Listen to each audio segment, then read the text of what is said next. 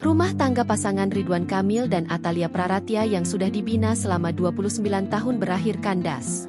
Anggota Komisi 8 DPR RI periode 2024 hingga 2029, Atalia Praratya telah menggugat cerai Ridwan Kamil, pria yang sudah memberinya 2 orang anak.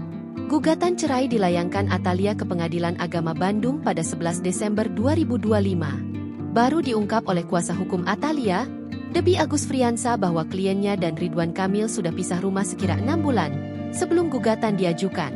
Pernyataan itu disampaikan Debbie saat diwawancara oleh Awal Media secara online, dikutip dari YouTube Cumi Cumi, Rabu, 24 Desember 2025. Pun ia mempertegas lewat surat edaran Mahkamah Agung, terkait syarat bercerai yang mengharuskan suami istri harus berpisah minimal 6 bulan.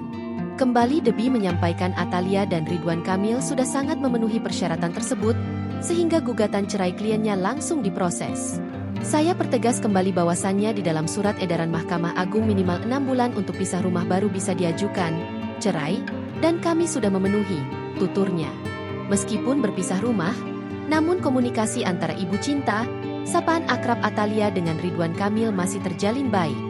Walaupun keduanya sudah tidak intens lantaran kesibukan masing-masing. Terkait komunikasi bapak dan ibu masih baik-baik saja, ungkap Debbie. Komunikasi dengan bapak juga walau baik namun tidak intens dalam satu kegiatan. Karena sudah menjalani kegiatan masing-masing, tambahnya lagi. Di akhir, Debbie menegaskan bahwa perpisahan mereka sudah menjadi kesepakatan bersama. Perpisahan ini sudah menjadi kesepakatan kedua belah pihak, lanjutnya. Sementara itu, dalam unggahan di sosial media Instagram pribadinya pada Selasa, 23 Desember 2025, Ridwan Kamil tidak lagi memanggil Ibu Cinta. Ibu Cinta adalah panggilan yang biasa diucapkan Ridwan Kamil kepada Atalia Praratya. Ridwan Kamil kini memanggil Atalia dengan nama Ibu Atalia. Download Tribun X sekarang, menghadirkan lokal menjadi Indonesia.